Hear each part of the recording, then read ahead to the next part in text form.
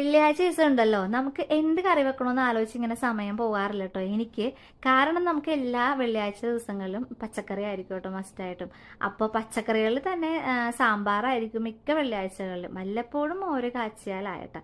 അപ്പോൾ സാമ്പാറാകുമ്പോഴത്തേക്ക് പണ്ടൊക്കെ എനിക്ക് സാമ്പാർ എന്ന് പറയുമ്പോൾ ഇതെന്ത് വലിയ പണിയാണ്, കഷ്ണങ്ങൾ എടുക്കണം, അരിയണം, പരിപ്പ്, അത് ഇത് ഇതിൻ്റെ അളവൊന്നും എനിക്കൊന്നും അറിയില്ലായിരുന്നു. പണ്ട് അമ്മ സാമ്പാർ ഇങ്ങനെ വെച്ച് തരുമ്പോഴത്തേക്ക് ഞാനും ഉണ്ടല്ലോ അതിൻ്റെ കഷ്ണങ്ങളൊക്കെ മാറ്റിയിട്ട് അതിൻ്റെ ഇങ്ങനെ ചാറ് മാത്രം കൂട്ടിയാണ്ട് കഴിച്ചിട്ടുണ്ടെന്ന് വെച്ചാൽ അമ്മ ഒരുപാട് പാടുപെട്ടിട്ടുണ്ട് ഞങ്ങളെ കഷ്ണങ്ങളൊക്കെ തീറ്റിപ്പിക്കാൻ കേട്ടോ. അല്ല, ഞാൻ പറഞ്ഞു എങ്ങോട്ടേക്ക് പോണത്, ഞാൻ ഉദ്ദേശിച്ചത് വേറെ ഒന്നുമല്ല കേട്ടോ. ഇന്നിപ്പോൾ സാമ്പാറായിരുന്നു കറി, അപ്പോൾ എനിക്കത് വേഗത്തിൽ കഴിഞ്ഞു. പിന്നെ ഞാനതൊരു മാങ്ങ ഉണ്ടായിരുന്നു, അതെടുത്തൊരു ചമ്മന്തി അരച്ചു, പിന്നെ എന്താ പപ്പടവും വറുത്തിട്ടോ. അപ്പോൾ എനിക്കിതിൻ്റെ ഒരു കാര്യമില്ലായിരുന്നു കേട്ടോ. ഞാൻ ചുമ്മാ ബെഡ്ഷീറ്റ് മാറ്റാനായിട്ട് ഈ റൂമിലോട്ട് കയറിയതാണ്. കയറി വന്നപ്പോഴത്തേക്കും നമ്മുടെ ജനലിൻ്റെ അവിടെ കുറച്ച് പൊടി കണ്ടപ്പോഴത്തേക്കും ഞാൻ എല്ലാ ജനലും തുറന്നിട്ടു. പിന്നെ എന്തായി, ഡീപ്പ് ക്ലീനിങ് ആയി.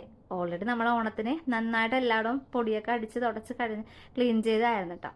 പിന്നെ എന്താ, ജനൽ തുടച്ചു വന്നപ്പോഴത്തേക്കും പിന്നെ ഫോട്ടോസ് അതിങ്ങനെ മാറ്റി വെക്കുക, ഫോട്ടോസ് എല്ലായിടത്തും തുടച്ചു. പിന്നെ അലമാര എന്തിനാ അതായിട്ട് ബാക്കി വെക്കണേ, അലമാരയും തുടച്ചിട്ടോ.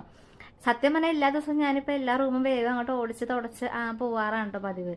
പക്ഷേ ഇന്ന് എന്താണെന്ന് അറിയില്ല, ഈ റൂമിൽ അങ്ങനെ സ്റ്റക്കായി പോയിട്ടോ നിന്ന്. പിന്നെ അതാ അടിച്ചു കഴിഞ്ഞ് എല്ലാവരും അടിച്ച് തൂത്തുവാരി ഇട്ടോ.